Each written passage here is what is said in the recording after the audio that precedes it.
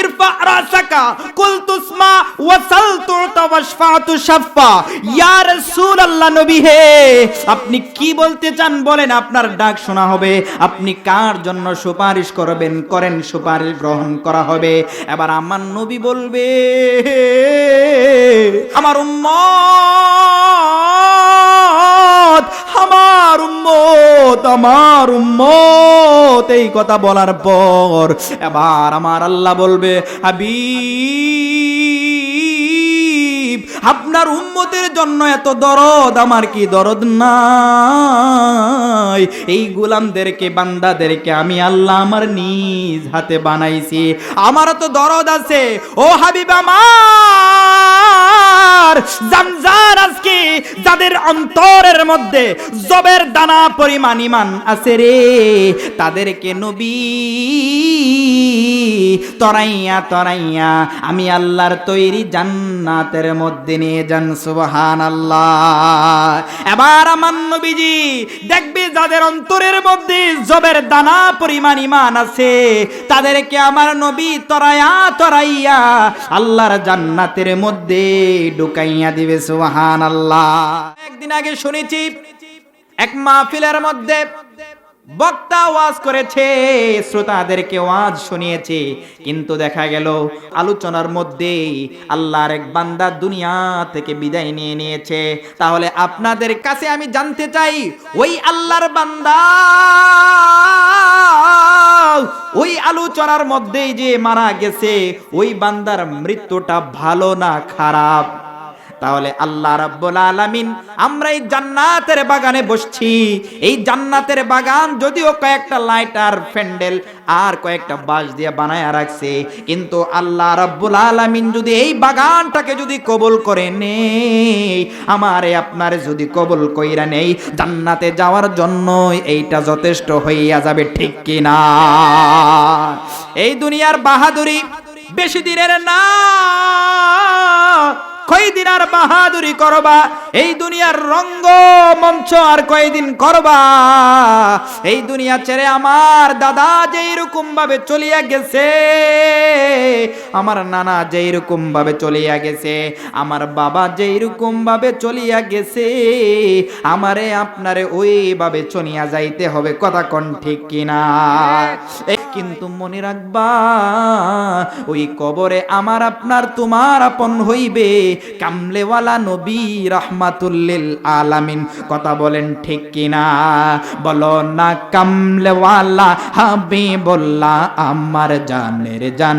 বলো না কামলেওয়ালা হাবিবুল্লাহ আমার জানের জান। ওরে নবীর ভালোবাসা ঈমান, নবীর ভালোবাসা ঈমান, বুখারী প্রমাণ। কামলেওয়ালা হাবিবুল্লাহ আমার জানের জান।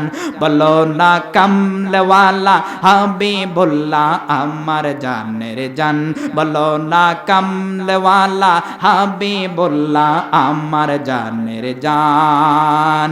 নবী ঈসা পয়গম্বর আল্লাহর কাছে কয় আবদার। নবী ঈসা পয়গম্বর আল্লাহর কাছে কয় আবদার, হাবিবের উম্মত বানাও ও গো পরওয়ার। বলো না নবী ঈসা পয়গম্বর আল্লাহর কাছে কয় আবদার, হাবিবের উম্মত বানাও ও গো পরওয়ার।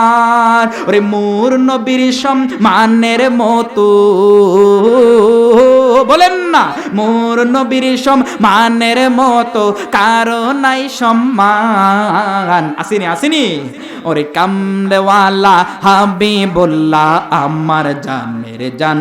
বলো না কামলেওয়ালা হাবিবুল্লাহ আমার জানের জান। নবীকে আমাদের জীবনের চাইতে, জানের চাইতে বেশি ভালোবাসতে চাই কি চাই না? ওই নবীজি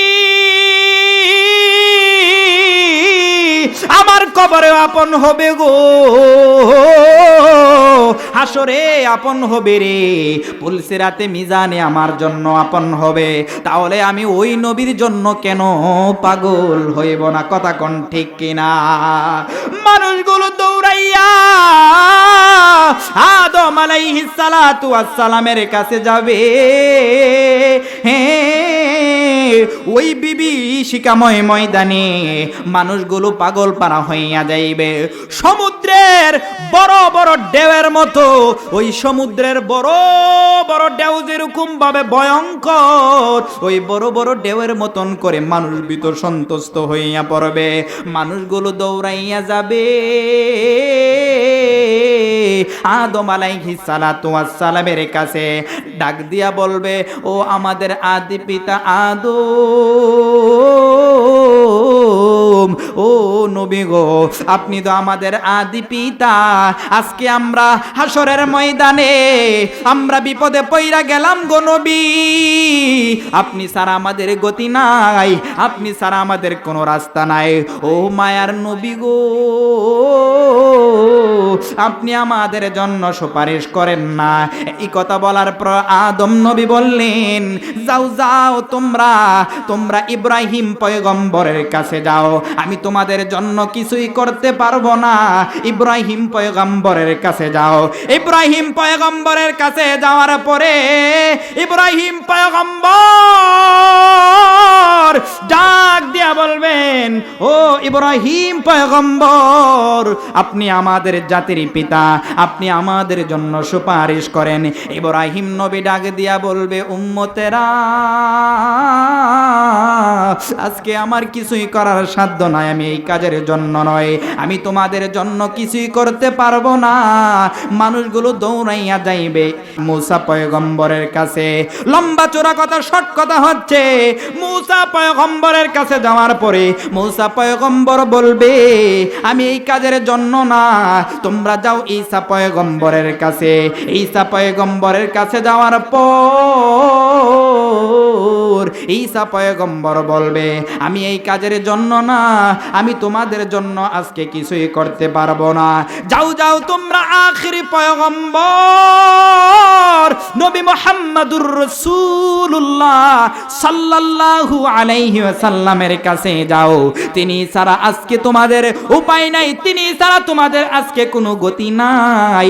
এবার মানুষগুলো দৌড়াইয়া হযরত আমাদের নবী, শ্রেষ্ঠ নবী মুহাম্মদুর রাসূলুল্লাহ সাল্লাল্লাহু আলাইহি ওয়াসাল্লামের কাছে দৌড়াইয়া যাবে। নবীর কাছে যাওয়ার পরে নবী কোনো কথা নাই, নবী উম্মতের দরদি নবী, উম্মতের পাগল পারা নবী, সঙ্গে সঙ্গে সিজদায় পড়িয়া যাইবে, দীর্ঘ সিজদায় পড়িয়া যাইবে। আমার আল্লাহর বড় মায়া লেগে যাবে, হাবিবরে ডাক দিয়া বলবে, ও বন্ধু, আপনি মাথা ওঠান, আপনি উম্মতের জন্য এত কাদার দরকার নাই। ইরফা রাসাকা কুল তুসমা ওয়াসাল তুতা ওয়াশফা তুশাফা। ইয়া রাসূলুল্লাহ, নবী হে, আপনি কি বলতে চান আপনি বলেন, আপনার ডাক শোনা হবে। আপনি কার জন্য সুপারিশ করবেন সুপারিশ করেন, আপনার সুপারিশ গ্রহণ করা হবে। এবার আমার নবী বলবে, আমার উম্মত, আমার উম্মত, আমার উম্মত। এই কথা বলার পর এবার আমার আল্লাহ বলবে, হাবিব, আপনার উম্মতের জন্য এত দরদ, আমার কি দরদ নাই? এই গোলামদেরকে, বান্দাদেরকে আমি আল্লাহ আমার নিজ হাতে বানাইছি, আমারও তো দরদ আছে। ও হাবিব আমার, জানজার আজকে যাদের অন্তরের মধ্যে জবের দানা পরিমাণ ঈমান আছে রে, তাদেরকে নবী তরাইয়া তরাইয়া আমি আল্লাহর তৈরি জান্নাতের মধ্যে নিয়ে যান। সুবহানাল্লাহ। এবার আমার নবীজি দেখবে যাদের অন্তরের মধ্যে জবের দানা পরিমাণ ঈমান আছে তাদেরকে আমার নবী তরাইয়া তরাইয়া আল্লাহর জান্নাতের মধ্যে ঢুকাইয়া দিবে। সুবহানাল্লাহ। তাহলে ওই নবী আমাদের দরকার আছে না নাই? যেই নবী আমাদের কবরে প্রয়োজন, হাসরে প্রয়োজন, মিজানে প্রয়োজন। আমি লম্বা চূড়া কথা বলবো না, যেহেতু হুজুর চলে আসছে আমি অল্প কয়েকটা কথা বলেই ছেড়ে দিব। যে কথা হচ্ছে এবার আমার নবীজি যখন যাদের অন্তরে জবের দানা পরিমাণ ঈমান আছে রে তাদেরকে জান্নাতের মধ্যে ঢুকাইবে। এবার আমার নবী আবার সিজদার মধ্যে পড়িয়া যাইবে। আবার নবী দীর্ঘ সিজদায় পড়িয়া যাবে।